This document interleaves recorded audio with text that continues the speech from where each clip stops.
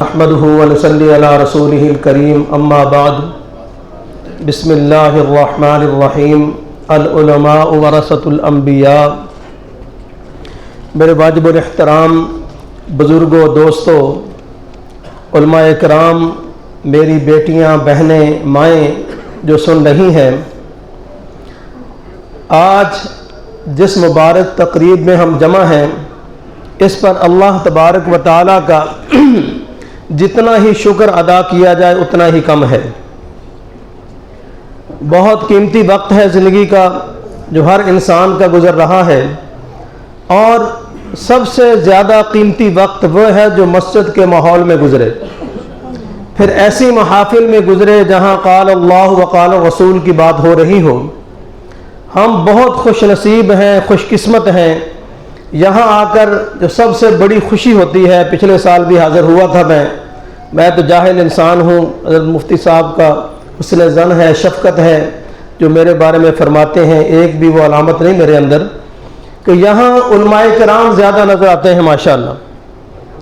یہ نورانی چہرے، یہ انبیاء کے وارث یہاں دیکھ کر مل کر بہت خوشی ہوتی ہے۔ اور جو دوسرے حضرات بھی ہیں جن کی بیٹیاں، بہنیں یہاں پڑھتی ہیں، وہ بھی ماشاءاللہ اکثر کے چہروں پر سنت نبوی صلی اللہ علیہ وسلم سجی ہوتی ہے۔ یہ دیکھ کے بڑی خوشی ہوتی ہے مجمع کو۔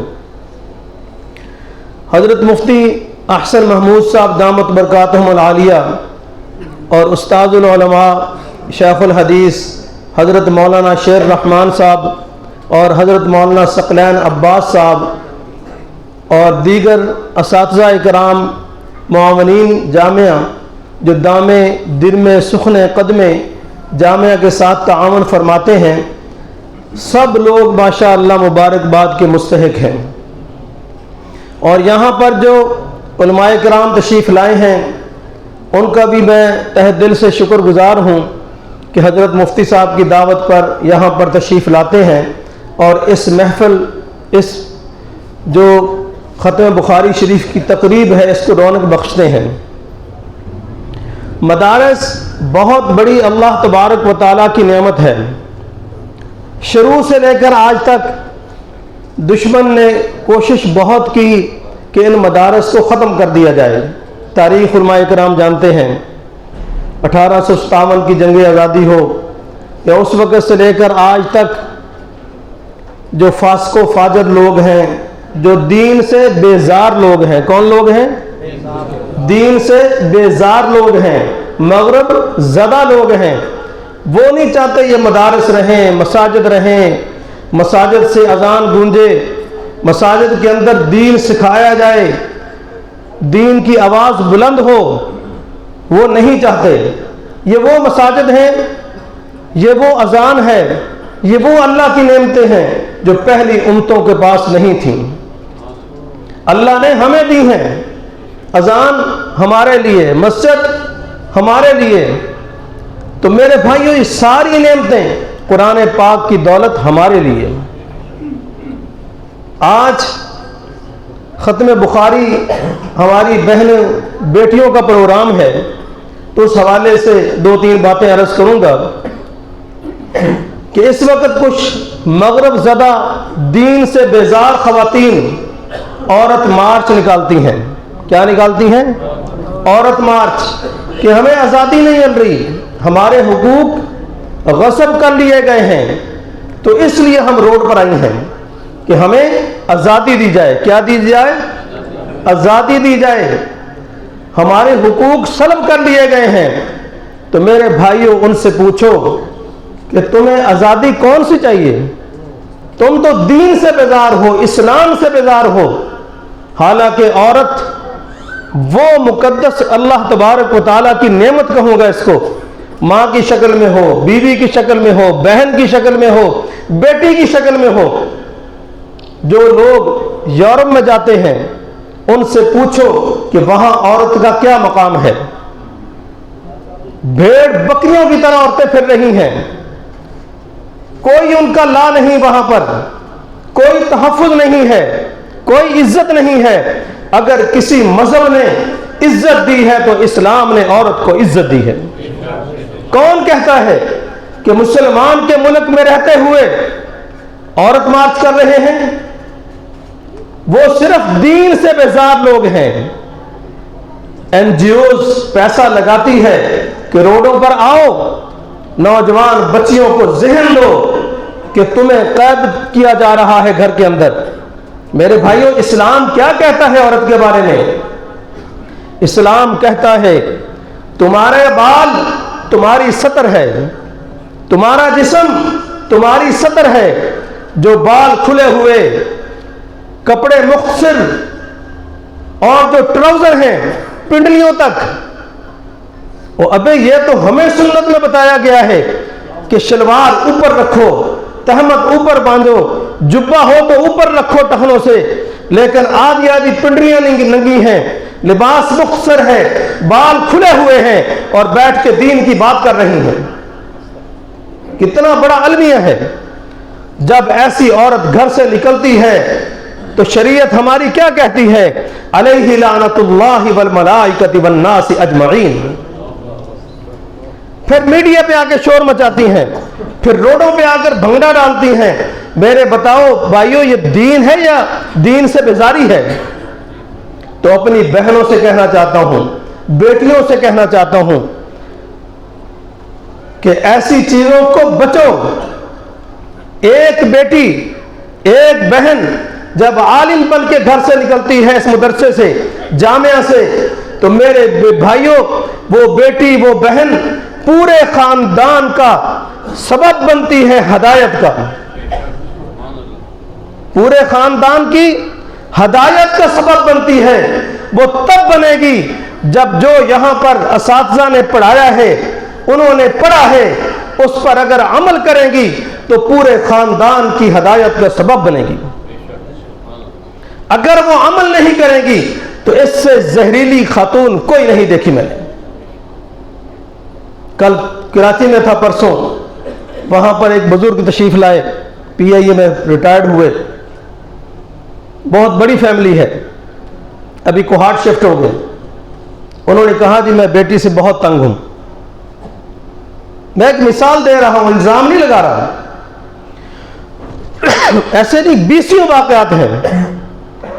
تو کہتے جی ہم نے حافظہ بنایا، عالمہ بنایا۔ میں نے کہا پھر موبائل کب سے لے کے دیا؟ پہلا سوال میرا، میں نے چیک نہیں کیا اس کو کیا مسئلہ ہے، چیک کرنے کی ضرورت نہیں ہے۔ کہتے موبائل تو 18 سال کی عمر میں دے دیا تھا، اب 24 سال عمر ہے۔ کہتے اب تو ہماری جان کو آتی ہے وہ، کیسی حافظہ عالمہ؟ میں کہا اس کا قصور نہیں، قصور آپ کا ہے، قصور آپ کا ہے۔ جب شریعت کہتی ہے بچی بالغ ہو جائے اس کا فوراً نکاح کا بندوبست کرو، ہم کہتے نہیں، ہم نے 30 سال کے بعد شادی کرنی ہے۔ کس لیے؟ اس کو ڈگریاں لے کے دینی ہے، یہ ایم فل کرے گی، پی ایچ ڈی کرے گی، عالمہ بن گئی ہے، فلاں کرے گی، فلاں کرے گی، پھر شادی کریں گے۔ میرے بھائیوں، بہنوں، بیٹیوں، ماؤں، جب ہم فطرت کے خلاف چلیں گے، جب ہم فطرت سے ٹکرائیں گے تو پھر اس کا نقصان یقینی ہوگا۔ چاہے رابعہ بصری ہو یا جنید بغدادی ہو، فطرت کے خلاف دین سے ٹکرائیں گے تو نقصان ہوگا۔ اس لیے میرے بھائیوں، ہماری جو بہنیں بیٹیاں فارغ ہوئی ہیں سب مبارکباد کی مستحق ہیں، جنہوں نے 6 سال درس حدیث پڑھا، عربی پڑھی، فارسی پڑھی، قرآن پاک کا ترجمہ پڑھا۔ مولانا شیر رحمان صاحب، حضرت مولانا مفتی احسن محمود صاحب، سارے لوگ مبارکباد کے مستحق ہیں۔ اور یہ مدارس معمولی چیز نہیں ہے۔ سلجوق کے دور کے اندر، یہ جو سلجوقی ایک قوم کا نام سنا ہوگا، سلجوق کے دور کے اندر اس کا جو بڑا تھا وہ کمانڈر محمود غزنوی کے ہاتھوں مسلمان ہوا۔ کن کے ہاتھوں؟ محمود غزنوی کے ہاتھوں مسلمان ہوا۔ مسلمان ہونے کے بعد، کیونکہ محمود غزنوی اللہ والوں کے قدموں میں بیٹھتا تھا، کمانڈر بھی تھا، مجاہد بھی تھا، اور تصوف میں اعلیٰ مقام رکھتا تھا۔ مسلح کا بھی غازی تھا، میدان کا بھی غازی تھا۔ جب سومنات پہ 17 حملے کیے، فتح نہیں ہو رہا تھا، تو ایک اللہ والے کے قدموں میں جا کے بیٹھ گیا۔ مختصر بات کر رہا ہوں، جا کے کہنے لگا حضرت سومنات فتح نہیں ہو رہا۔ آپ نے کہا اچھا، کہا یہ محمود میرا کرتا لے جاؤ، کرتا لے جاؤ، اللہ کا نام لے کے پہننا، بسم اللہ کر کے اللہ کا نام لے کے حملہ کرنا، سومنات فتح ہو جائے گا۔ فتح ہوا۔ پھر بات لمبی ہے لیکن شارٹ کر رہا ہوں۔ سلجوق کو محمود غزنوی نے کہا کہ سلجوق تیری بہت طاقت ہے، تیری بہت پاور ہے، تیرے پاس بہت سارے لوگ ہیں، اگر مجھے دین اسلام کے لیے ضرورت پڑی تم بتاؤ ساتھ دو گے؟ وہ تڑپ گیا سلجوق، تڑپ کے کہنے لگا محمود غزنوی یہ میرا تیر لے جاؤ۔ کیا لے جاؤ؟ تیر لے جاؤ، اگر میں زندہ رہا تب بھی ٹھیک ہے، میں مر گیا تب بھی ٹھیک ہے، یہ تیر جا کر میرے قبیلے میں بھیج دینا کسی کے ہاتھ، اور 1,00,000 تلواریں تمہارے اوپر سایہ کر دیں گی۔ یہ کیا ہے؟ یہ کیا ہے؟ دین کی برکت ہے۔ کیا ہے؟ دین کی برکت ہے۔ اسی قبیلے کا ایک بادشاہ تھا الپ ارسلان، کیا نام تھا؟ الپ ارسلان۔ اس نے اپنے وزیر کو وصیت کی، اس نے کہا کہ میری وصیت ہے اگر میں مارا جاؤں تو میرا بیٹا ہے، اس کو آپ نے بادشاہ بنانا ہے، لیکن بادشاہ کیسے بنانا ہے کہ جب یہ بالغ ہوگا اس وقت تک بادشاہ آپ رہیں گے، بلوغت کے بعد بادشاہ کی کرسی پہ اس کو بٹھا دینا۔ اس نے کہا ٹھیک ہے۔ وہ اللہ کو پیارا ہو گیا، کسی اپنے نے قتل کر دیا، تو میرے بھائیوں اسی وزیر نے اس کا جو بیٹا تھا ملک بادشاہ، ملک شاہ، اس کی تربیت شروع کر دی، اور اس نے کہا کہ اس کو بادشاہی کے گر سکھانے ہیں۔ کس کے گر؟ بادشاہی کے گر سکھانے ہیں۔ 2 وزیر جو تاریخ میں گزرے ہیں صحابہ اکرام کے بعد، ان کی بات نہیں کرتے، وہ تو رضی اللہ عنہم ورضوا عنہ ہے۔ اس کے بعد ایک ابراہیم خانہ جو مغل دور کا وزیر تھا، ایک یہ الپ ارسلان کا وزیر تھا، نام ذہن سے نکل گیا میرے۔ یہ 2 وزراء بہت شاندار تھے، لوگ اپنی تاریخ رکھتے ہیں۔ تو میرے بھائیوں اس نے بچے کی تربیت شروع کر دی۔ جب تربیت شروع کی، بچہ 15 سال کا ہوا، بلوغت میں قدم رکھا، اس نے کرسی اس کے حوالے کر دی کہ بادشاہ سلامت کرسی آپ کی ہے، میں تو غلام ہوں آپ کا، کرسی۔ اور اس دوران اس وزیر نے، جو بات کرنے لگا ہوں، بہت سارے مدارس تعمیر کیے۔ کیا تعمیر کیا؟ بہت سارے مدارس۔ کس لیے؟ کہ قال اللہ وقال الرسول یہاں پڑھایا جائے۔ مدارس تعمیر ہوئے تو بہت سارے خارشی لوگ بھی ہوتے ہیں، دین سے بیزار بھی ہوتے ہیں، جن کی خارش لوہے کے برش سے جاتی ہے، ہاتھوں سے نہیں جاتی۔ یہ جو دین سے بیزار لوگ ہیں، جو دینداروں کو نفرت کی نگاہ سے دیکھتے ہیں، مرتے ہیں تو مولانا صاحب، نکاح ہو تو مولانا صاحب، پیدا ہو تو مولانا صاحب، کچھ بھی ہو، نماز مولانا کے بغیر نہیں ہوتی ہے بیزار لوگوں کی، جمعہ نہیں ہوتا، عیدین نہیں ہوتی، تراویح نہیں ہوتی، لیکن دین سے بیزار ہیں، مولوی کو نفرت کی نگاہ سے دیکھتے ہیں۔ میرے بھائیوں عالم کی بڑی شان ہے۔ کیا ہے؟ بڑی شان ہے۔ آپ علیہ الصلوۃ والسلام نے کیا فرمایا کہ انبیاء کے وارث کون ہیں؟ بولو سارے، خوش ہو کے بولو، العلماء ورثۃ الانبیاء۔ 1857 سے لے کر آج تک جتنی بڑی تحریکوں کی جنگیں لڑی ہیں، جد و جہد کی ہے، کس نے کی ہے؟ علماء نے کی ہے۔ ورنہ آج ہم بھی کسی ہندو کے گھر پیدا ہوتے، کسی سکھ کے گھر پیدا ہوتے، کسی مشرک کے گھر پیدا ہوتے، آج ہم جو توحید پرست ہیں مسجد میں بیٹھ کے بات کر رہے ہیں، انہی علماء کرام کے صدقے کر رہے ہیں۔ یہ معمولی بات نہیں ہے۔ تو میرے بھائیوں، دین سے بیزار لوگوں نے ملک شاہ کا دماغ پلٹنا شروع کر دیا کہ تمہارا یہ جو وزیر ہے یہ بہت خرچہ کر رہا ہے، فضول خرچہ کر رہا ہے، تو لہذا یہ مدارس بند کرا دو۔ اس نے بلا لیا، ملک شاہ نے بلایا اپنے وزیر کو، کہا ابا حضور آ جائیں۔ اس کو ابا کے نام سے پکارتا تھا کیونکہ تربیت کی تھی اس نے، وزیر نے۔ اس نے کہا ابو جی آپ سے بات کرنی ہے۔ انہوں نے کہا جی کرو۔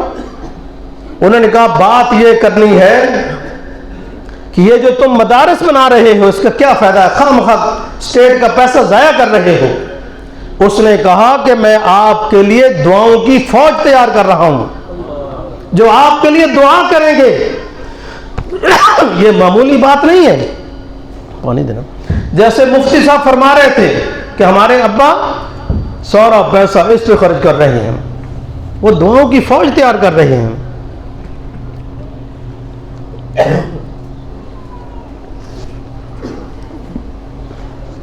انہوں نے کہا میں دعاؤں کی فوج تیار کر رہا ہوں۔ انہوں نے کہا اچھا۔ اس نے کہا کہ مجھے بھی تلوار والی فوج نہیں چاہیے، دعا کی فوج چاہیے۔ تلوار کا انکار نہیں ہے، کتب علیکم القتال، انکار نہیں ہے۔ اس نے کہا مجھے بھی ایسی فوج چاہیے جو دعاؤں والی فوج ہو، تلوار سے بہتر مجھے دعائیں لگتی ہیں۔ اس نے کہا کہ آج کے بعد تمہیں کھلا پیسے دیتا ہوں، انلمیٹڈ۔ ہمارے بعض لوگ ہیں نا جی، ہمارا ادارے میں تو حساب ہی نہیں ہوتا، جہاں مرضی پیسہ خرچ کریں، کوئی حساب کتاب نہیں۔ اس نے کہا انلمیٹڈ پیسہ میں اعلان کرتا ہوں کہ سارا پیسہ اٹھا کے ہر گلی، ہر محلے، ہر شہر میں مدارس بناؤ۔ یہ وہ مدارس ہیں۔ تو اس لیے میرے بھائیوں، مزید ٹائم نہیں بات کرنے کا، اس وقت جو حالات چل رہے ہیں ہمیں استغفار کرنا چاہیے۔ کیا کرنا چاہیے؟ استغفار۔ کوئی بھی استغفر اللہ پڑھ سکتے ہیں، بلکہ ایک استغفار رب اغفر وارحم وانت خیر الراحمین۔ کیا؟ رب اغفر وارحم وانت خیر الراحمین، یہ استغفار ہے۔ اس کے لیے علماء کرام سے جو ہم نے سنا ہے، یہ ایک دعا بھی ہے، تلاوت بھی ہے، استغفار بھی ہے۔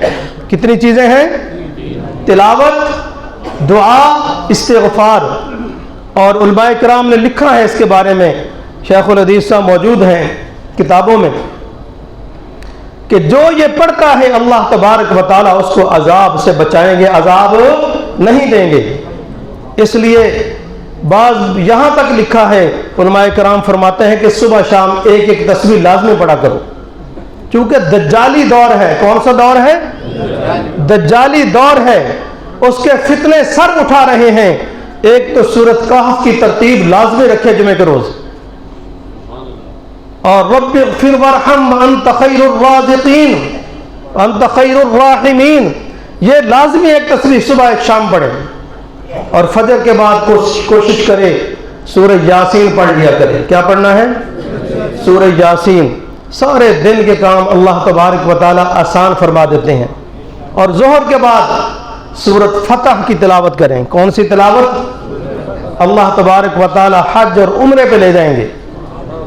ایک عالم تھے، معذور تھے ہاتھوں سے، انہوں نے کسی اللہ والے سے سنا کہ انہوں نے کہا جی سورۃ فتح پڑھا کریں۔ انہوں نے زور کے بعد پڑھنی شروع کر دی، وہ ایسا ثواب بنا، اللہ تبارک و تعالیٰ نے حرمین شریفین بغیر پیسے کے لے گئے اس کو۔ جس فیکٹری میں کام کرتے تھے، وہ امامت کرتے تھے یا کام کرتے تھے، مجھے بات بھول رہی ہے، تو فیکٹری کے مالک نے کہا کہ مولانا صاحب آپ کا ٹکٹ آ گیا، ویزا بناؤ۔ ویزا بھی اس نے، ٹکٹ بھی، پاسپورٹ بھی اس نے بنوایا، ٹکٹ بھی، ویزا بھی، سارے اخراجات اس کو ادا کیے۔ اور بے شمار واقعات ہیں اس کے۔ اور عصر کے بعد سورۃ نبا پڑھا کریں۔ کون سی سورت؟ اما یتساءلون، یہ پڑھا کریں۔ جہنم کی ہولناکیوں سے اللہ بچا دیں گے ہمیں۔ اور مغرب کے بعد سورۃ واقعہ پڑھا کریں۔ کون سی سورت؟ واقعہ۔ عشاء کے بعد سورۃ ملک پڑھا کریں، قبر میں کام آئے گی۔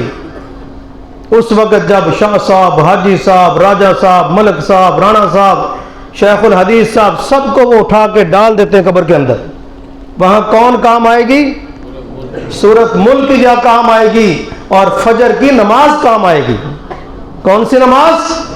فجر کی نماز نہ چھوڑا کریں۔ جو لوگ میرے پاس آتے ہیں پہلا سوال کرتا ہوں، بھائی فجر پڑھتے ہو؟ اس سے اللہ مجھے بھی پڑھنے کی توفیق عطا فرماتے ہیں۔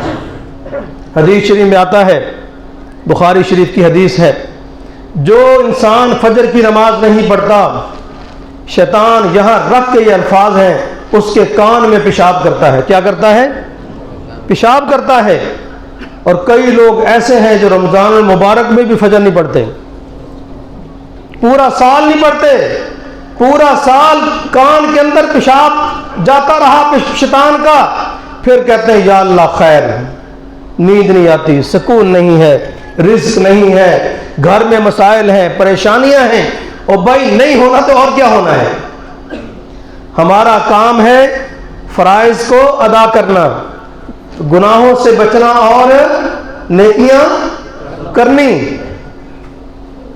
حضرت مولانا مفتی حسن دامت برکاتہم العالیہ ابھی یہ پچھلے تقریباً 2-3 سال پہلے جمعے میں فرما رہے تھے، کہتے بھائی پریشان نہ ہو میرے عزیز، 1 لاکھ روپے کی روٹی ہوگی، اللہ ہمیں کھلائے گا۔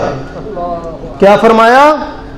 اہل نظر ہیں، صاحب کشف ہیں، میں خود عینی شاہد ہوں ان کے کشف کا۔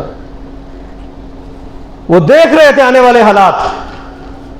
قاری صاحب وہاں موجود تھے، انہوں نے کہا لگتا ہے کام بڑا ہی خراب ہو جانا لگتا ہے فیوچر سے۔ جیڑی حضرت نے گل فرمائی ہے نا کہ 1 لاکھ دی روٹی ہو جائے پھر بھی اللہ سانو کھلائے گا۔ میرے بھائیوں، ہمارا کام ہے فرائض پورے کرنا، دین پہ چلنا۔ اللہ نے جو ڈیوٹی دی ہے وہ پوری کرو، رزق اللہ کھلائے گا انشاءاللہ۔ میں پھر آپ حضرات کو، بہنوں کو، بیٹیوں کو، ان کی ماؤں کو، اور جتنی مدرسات ہیں، مفتی صاحب کی اہلیہ ہیں، ان کی والدہ صاحب سب مبارکباد کی مصیب۔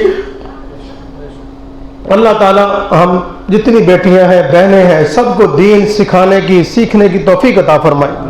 میرے بھائیوں، اتنا ضرور کر لو، بہشتی زیور ہے، اپنی بیٹیوں کو لازمی پڑھاؤ، جو عالمہ نہیں بنا سکتے تو قرآن پاک تجوید کے ساتھ پڑھا دو۔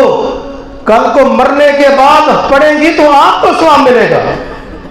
جب مجہول پڑھیں گی، معنی بدل جائیں گے تو الٹا والدین کو گناہ ہوگا اس کا۔ اتنا پڑھا دو قرآن پاک تجوید کے ساتھ، مرنے کے بعد پڑھ تو سکیں۔ بہشتی زیور پڑھا دو، تعلیم الاسلام پڑھا دو، بنیادی کتابیں تو پڑھاؤ ان کو، حرام حلال کی تمیز سکھا دو ان کو۔ یہ ہمارے لیے سرمایہ ہے۔ جب مر جائیں گے، کچھ بچوں کو آتا ہوگا 3 تو پیچھے ہاتھ اٹھائیں گے، ورنہ کہیں گے دبا ہو گیا، باپ مر گیا، بس ختم۔ وہ ہمارا جنازہ بھی نہیں پڑھ سکتا، قبر پہ دعا بھی نہیں کر سکتا۔ دفنانے کے بعد لاہور میں ایک دوست سے ان کی والدہ فوت ہو گئی، ہم کو 5-6 دوست وہاں کھڑے، بس آخری بات کر کے بات ختم کر رہا ہوں۔ تو دفنانے کے بعد ہم رک گئے وہاں پر، سورہ یاسین، سورہ ملک، کچھ اور چیزیں، میں نے کہا چلو ان کے بیٹوں سے تعلق ہے، ہماری ماں کی طرح تھی، ہمیں بیٹا کہتی تھی، اس کا مشکل وقت آسان ہو جائے گا۔ ان کے بیٹا میرے پاس آیا جو بہت چہیتا تھا، کہنا شاہ صاحب اچھا جی میں ذرا جا رہا کر مہمان نے روٹی کھوانی ہے۔ میں حیران، میں کہ ٹھیک ہے جی جائیں آپ۔ ساتھ ہو کے 2 اور دوست سے میں نے اس کو کونی ماری، میں کہ سن لو، بچوں کو دین پڑھاؤ، دین پڑھیں گے تو بچے یہ نہیں کہیں گے کہ گھر میں مہمان آئے ہوئے میں جا رہا ہوں۔ اس کو یہ نہیں پتا جو ماں کو دفنایا ہے، 10 منٹ تو رک جاؤ، 15 منٹ رک کے اوپر پڑھ لو کچھ، اتنا بھی رکنے کے لیے تیار نہیں ہے۔ کس کا قصور ہے؟ اس ماں کا قصور ہے۔ دین پڑھایا ہوتا، دین سمجھا ہوتا تو دیندار دوست ہوتے، ایک ہی بجائے 10-15 قاری حضرات علماء کرام کھڑے ہوتے، وہ بھی کھڑا ہے، وہ بھی پڑھ رہے ہوتے کھڑے، اس کی پہلی منزل آسان ہو جاتی۔ تو میرے بھائیوں، میرے لیے بھی دعا کرو، اللہ تبارک و تعالی مجھے بھی ہدایت عطا فرمائے۔ کیا ہدایت عطا فرمائے، دین پر چلنے کی توفیق عطا فرمائے، ہم سب کا اللہ تبارک و تعالی خاتمہ بالخیر فرمائے۔ اور جو کچھ کہا سنا اس پر مجھے اور آپ کو عمل کرنے کی توفیق عطا فرمائے۔ وآخر دعوانا الحمدللہ رب العالمین۔ جزاکم اللہ خیرا۔ السلام علیکم ورحمۃ اللہ وبرکاتہ۔